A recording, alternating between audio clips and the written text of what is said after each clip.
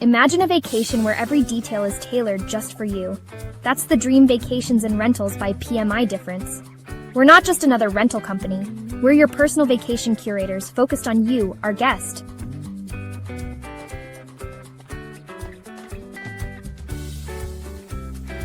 From hand-picked properties to curated local experiences, we craft personalized journeys. Our marketing reaches you with the perfect options, matching your unique travel style. With Dream Vacations and Rentals by PMI, your perfect getaway is just a click away. Visit our website to book your dream vacation today and experience the PMI difference.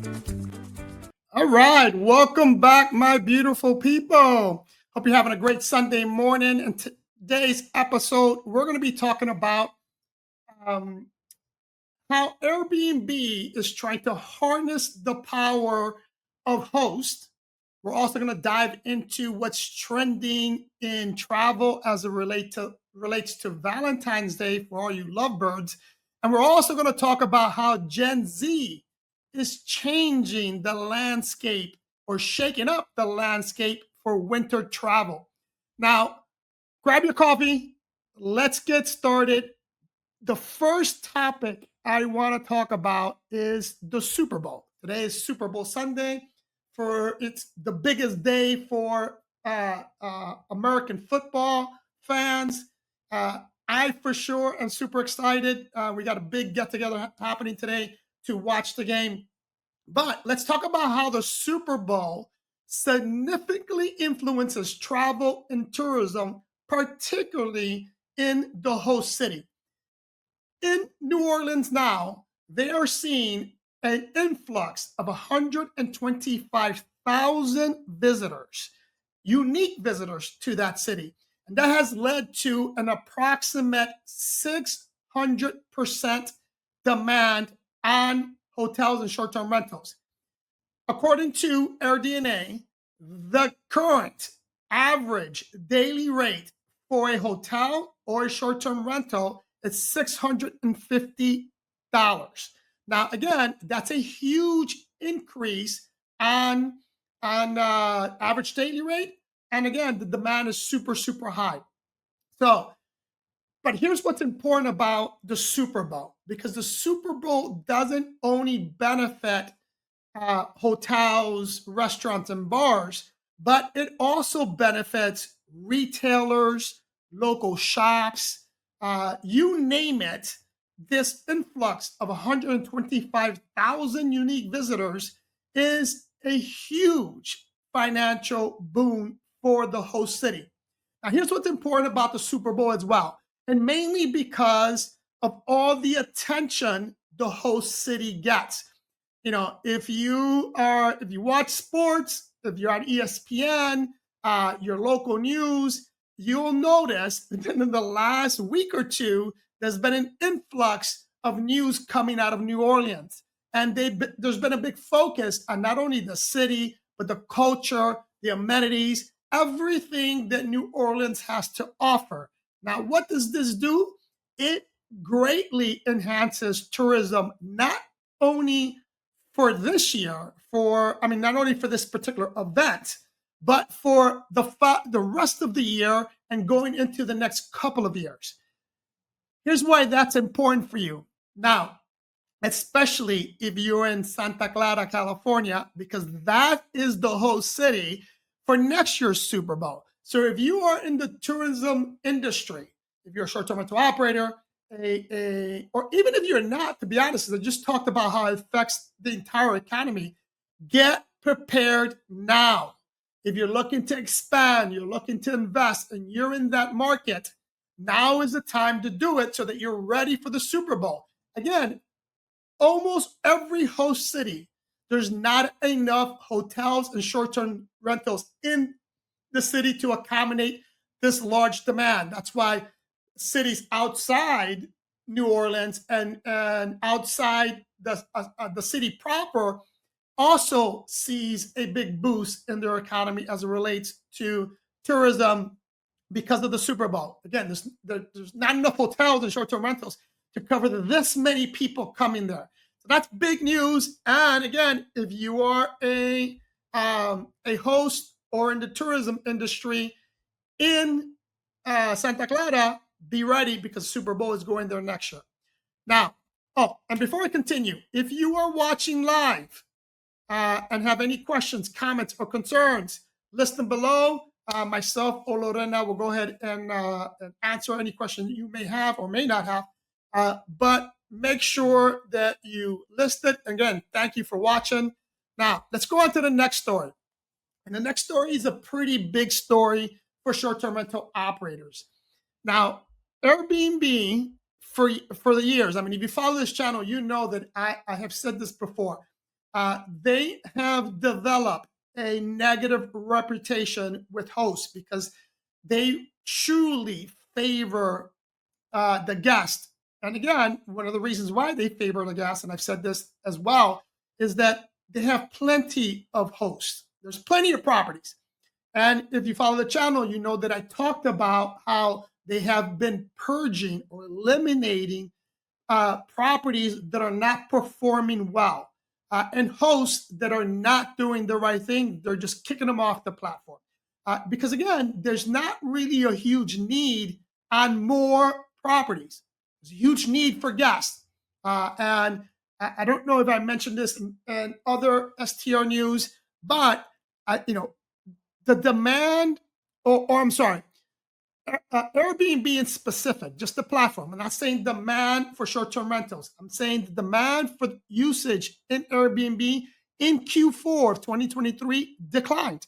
First time that that's happened. But there's a lot of reasons why, and I'm going to touch on those reasons why here.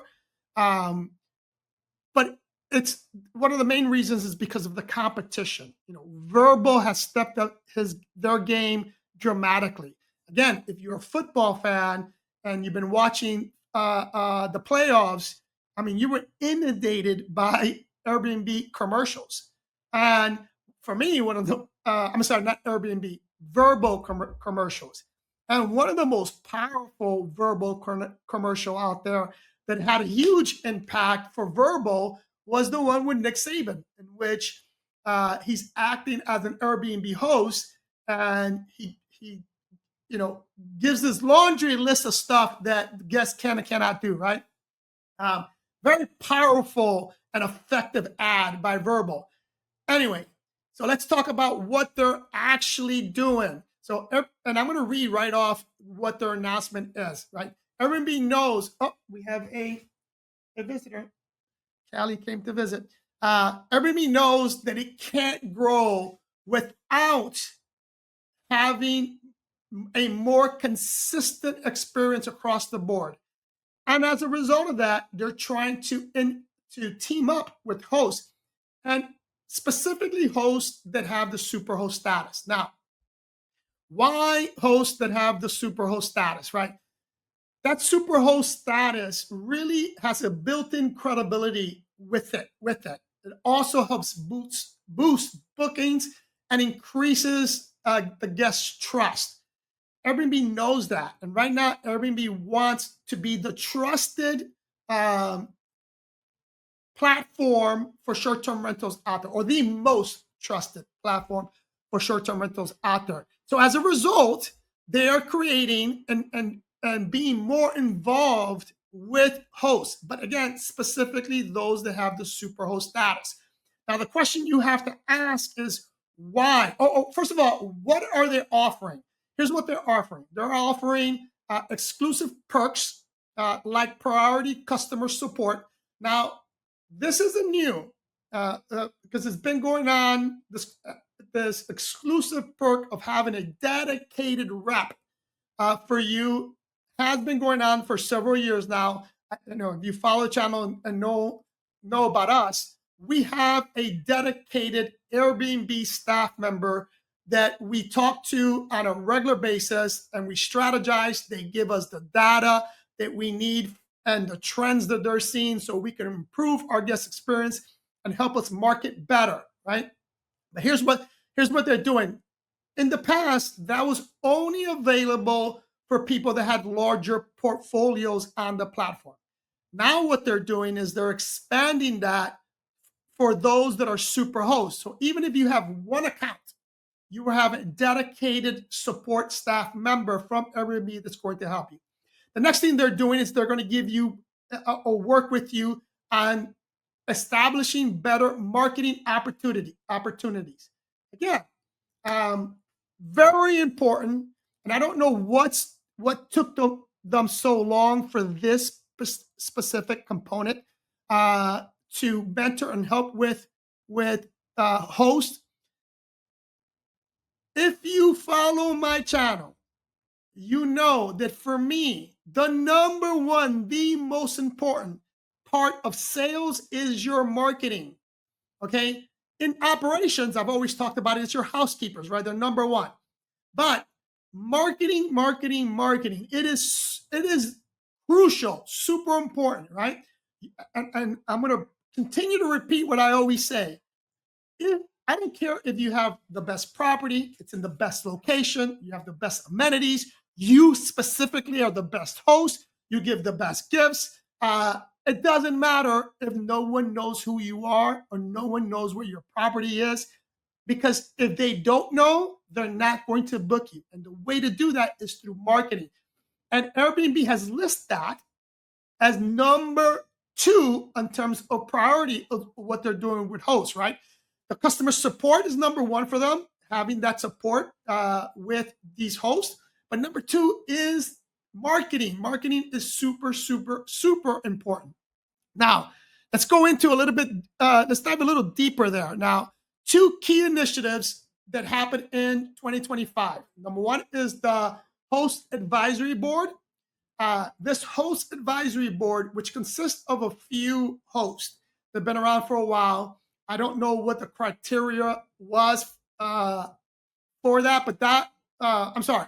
The Host Advisory Board was launched in 2021, but in 2025 they ramped it up, or they're ramping it up, and you're going to start to see a lot of what they're implementing coming soon, right? Like potential financial incentives for Superhost, which is huge, and I'm very interested in that. I'm just waiting for the details to come out.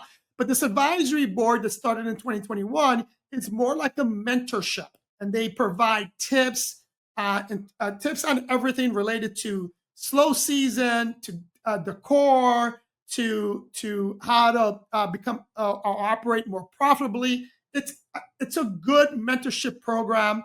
I personally don't use it, but I know few people that have, and they love it, right? So this advisory board is being ramped up, and they're doubling down on this advisory board. Next, what they're doing is, let me go back and answer the question as to why. Why is Airbnb doing this? And again, it's really what I touched on in terms of why Superhost matters, right? Again, Airbnb's number one concern right now is to attract more guests. They want more visitors and more bookings on their platform. That's the number one concern. And they understand as a company that the way to accomplish that is by enhancing and making the guest experience better, more consistent throughout the industry, meaning throughout the world, the being more consistent as to when a guest books a property, what that experience is. And the way to do that is by training, mentoring, and helping hosts. So this is why they're doing it, because they have financial interest in doing this. Now, some of the things that's important here is this hub advisory board has a huge influence on policies that impact the business. They also have access to platform changes, and they have the ability to test these changes out before it goes out to the masses. And then the other big thing is they want to help hosts, again, be more visible and be more, create more credibility with hosts. So hugely important. Now there's currently 23 hosts, and they cover 17 countries. Each of the hosts is somewhat of a unique industry, but But again, the purpose of this new program is to enhance that guest experience. Now, whether or not you are a superhost, in my opinion, is irrelevant. As a superhost, it's good to strive for that, to get that, because depending on what these perks are, again, it will help you. But I can tell you this: it will not make or break your business. It will help it, but it won't make or break your business. I have multiple accounts on Airbnb. Some accounts are Superhost accounts, some accounts are not. I've mentioned that because of my portfolio, because of the fact that we manage other people's properties, we have some properties that are not A properties. We have properties that are C properties, but they're priced accordingly. But even my C properties, from a financial standpoint, they do well for our owners. Now, can they do better? In some cases, they can, but some of the reasons why these properties are C properties has nothing to do with the property and the service we provide, but is because of the environment that's beyond our control, like where they're currently located. Some of these properties are not in the best neighborhoods. We can't change that. Uh, but so but in terms of revenue, we can change that. And for our hosts, and the reason why they stay with us and the reason why we still keep them, even though they're seed properties, is because financially it makes sense to do so because they do generate a good amount of money. All right. Again, there's a lot to cover here. Highly recommend that you stay tuned, do your research on what this program is about. I think it's a positive move, and it's one of the few positive moves that I've seen Airbnb make in recent years. I really like this program. And if you have any more questions or details on it, just hit me up on it. Now, I'm going to quickly recap the strict law in Greece, and I don't know why a lot of people are saying this law is strict, because it's really not. And the headlines is, in around the world, is that Greece is, overstepping its bounds in terms of the government. I personally don't think so. I talked about it before. I was surprised to learn that they did not have any regulations related to short-term rentals until now. But a lot of the rules in place, and I just give you a quick rundown, are really not out of the norm, and I'm in favor of them. To a certain extent. Like I mentioned, I'm not in favor of regulations or over regulations by any government, but I really think that in some cases it's needed. And I've heard stories. Now let me recap, because in last STR News I talked about how they part of well let me go over the some of the regulations. Right now, every short-term rental operator must register their property. uh, each property has to have a electrical certification from a certified electrician. They must have AC. They must have natural lighting and ventilation. Now, in the last STR News, I talked about that, and I really didn't know what they meant by that. I did some more digging, and here's what that is. It turns out that there's a lot of short-term rental properties that are located like in the basement of the property, where there's no windows and no actual ventilation in those areas. That's why they implemented this, because apparently there's a good amount of short-term rentals that fit that criteria. So they added that in terms of the regulation. Again, not unreasonable, necessary. The other big thing is that they have increased their taxes. I talked about that before. If I remember correctly, it ranges, I think, up to 8% increase in taxes on a daily basis. The tourist tax during peak season and during off season is €2.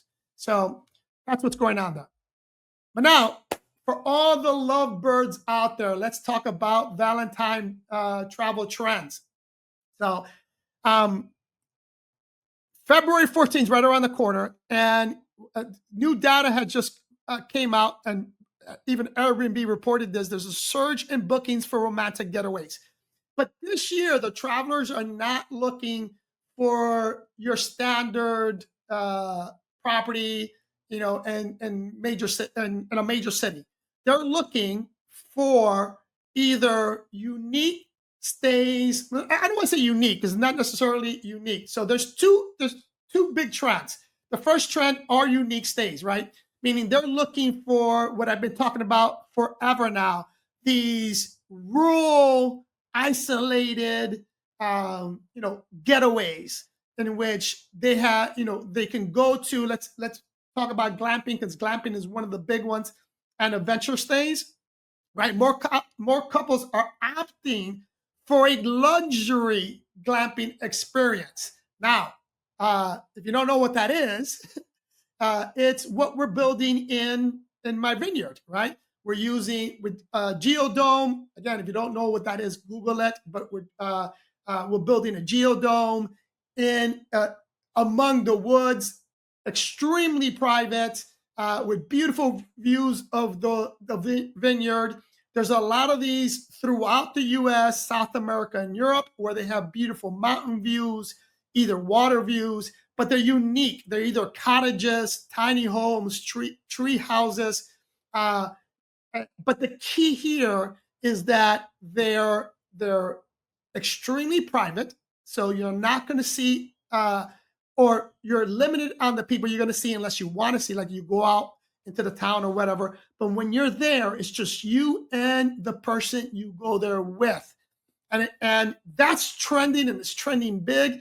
This report just came out 4 days ago, but again, it gives more credence to what we're doing, and why last year we shifted from investing in a traditional property to convert into short-term rental into developing our own unique experiences and stays. Now, outside of these unique adventure, oh, the other one is the adventure stay, right? A lot of couples, a lot of active couples are also looking to stay in places in which they can be active, meaning, they can go zip lining, they can go diving, they can go do some wine tasting, they go mountain biking, horseback riding. They're looking for an outdoor adventure that is trending greatly. This is why you're seeing places like Solento in Colombia, the coffee region, why that region is exploding in tourism. And it's for this reason. For example, very soon, we're going to be touring Colombia and visiting some of these unique locations. I'm looking to do that in April.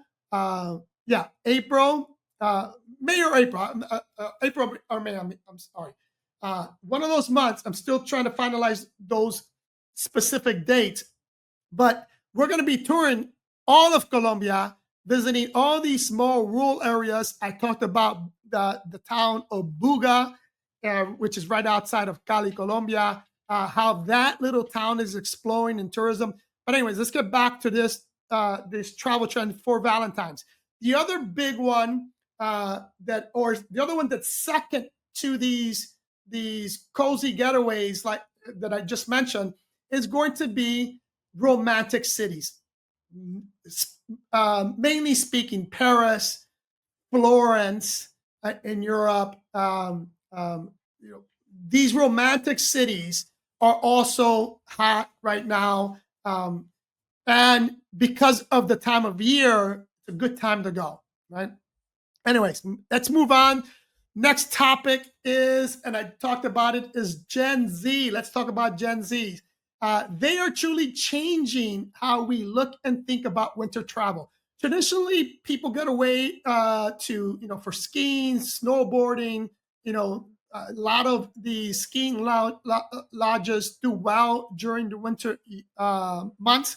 But Gen Z now is thinking about it a little bit different. They want a different experience beyond the slopes. And I kind of touched on some of these with the couples. Gen Zs are looking at the same type of travel, but not necessarily as romantic like what we're building, right? A big one is wellness retreats. This generation is really focused on mental health, on physical health, and that is very reflective on how they're traveling, especially during the winter. They're looking for places where they can do yoga, meditation, spa treatments, right? It is booming in popularity. That's why places like Tulum, Bali, the Swiss Alps have seen a huge influx of Gen Zs. Next is they're looking for adventures like climbing Mount Everest, Machu Picchu, the Northern Lights, right? Iceland. They're looking for these winter or cold weather destinations that offer an adventure. So that's another big trend. And then the last one is that some of them don't even want to be anywhere where it's cold. That's why they're looking at places like Thailand, Singapore, the Caribbean, South Florida. So those are the extremes. That's what's trending right now. Very. So if you're in the tourism industry and if you're looking into or you're in these areas that I just mentioned, the Caribbean, if you have some kind of wellness retreat, your main focus should be to market these specific people, right? Gen Zers is where your market is and who you should be marketing to, right? Now, let's talk about aviation. We already talked about the Super Bowl, but one of the things we need to mention is airlines are ramping up flights to places like Vegas, like New York, New Orleans, I've talked about already, Kansas City, and Philadelphia. Why Kansas City? Why Philadelphia? Why Vegas? Because Vegas is going to be gambling, right? The Super Bowl is one of the most one of the biggest events where gambling is huge. Why Philadelphia? Why Kansas City? Because they're also hosting their own watch parties for the Super Bowl. So again, Super Bowl not only affects the host city, but travel in general. Now, let's talk about JetBlue again. JetBlue is, they really are in an identity crisis right now. They're trying to sell, they can't find a buyer. Financially, they're kind of struggling. So what they're trying to do now is they're trying to target the high spending flyer. I talked about this before, and I'm a fan of their Mint, which is their business class division. They're actually expanding that even more. I talked about what they did in Boston Logan Airport, how beautiful that terminal looks. But they're really focused on this, and they're aiming to compete with Delta and United Airlines for this luxury travel. But here's a tip for JetBlue, guys, or if you're a JetBlue CEO, here's a tip for you. I know in Logan, you're building, and I don't know if it's already open, but you're looking to open up a lounge there. But when I flew to Amsterdam last year on JetBlue, the flight was great experience, but you need a bigger footprint internationally for lounges. For me, that's a big thing that I look for, especially if I have to spend time in an airport. So I'm going to give you an example. I'm leaving to Europe in May. If you follow me, every May or the entire month of May I spend in Europe, different parts of Europe. This year I'm flying we're going to start my Europe trip in Frankfurt, Germany. Why Frankfurt, Germany, you might be asking. I'm going to tell you right now. Because I have a little bit of I'm very flexible in my travel. I always look for the best date to travel business class to the best location for the cheapest price. So this year, the cheapest flight is flying out of Washington, D.C. to Frankfurt, Germany. I got first class tickets on Iberia. Again, and when for me, also when you're looking for business class tickets or first class tickets, make sure you look at the plane. Make sure that the plane's accommodations are what you are expecting. I learned that lesson the hard way. I booked a business class ticket from Miami to Portugal several years back, and although it was business class tickets, the seats were not the lay down flat type seats. They were just a little bigger. It really wasn't a business or first class experience. It was more like a premium experience. So I learned my lesson there. Always look for the plane or look at the plane to see what you're paying for. So, anyways, going back. So, we're flying from Washington, D.C. to Frankfurt, Germany, and we got a phenomenal deal on business class tickets. But I'm saying this because in this, I paid super cheap for these tickets, but there is one layover, and my layover in this it's going to be in Lisbon. Right, so I'm flying from Washington to Lisbon. I have a 4-hour layover in Lisbon, but Iberia has a lounge, a business class lounge.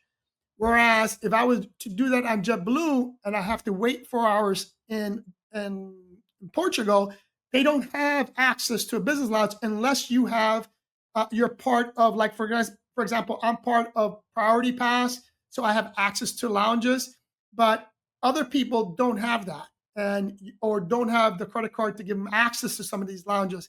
And in some cases, even if you have the credit card and you have access, you may have to be put on a waiting list or you may have to pay extra to gain access. So again, JetBlue, if you're looking to get into the premium and target luxury travel, you have to have access to lounges. The next is flying taxis and corporate travel. There's a lot of startup money going into that. Or let me take that back. In 2024, there was a lot of startup money for these companies that are catering corporate travelers, and one of them is the flying taxis. And the flying taxis, I think, it's a great concept.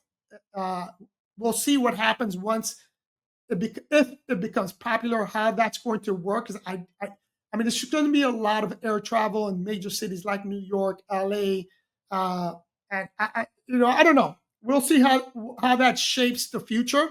But the key point is that in 2025, we're seeing that money, or we're not seeing the money that we saw in 2024. There's been a little bit of a slowdown. I'm following this to see how that's working out, or how that's going to work out in 2025, and I'll keep you guys posted.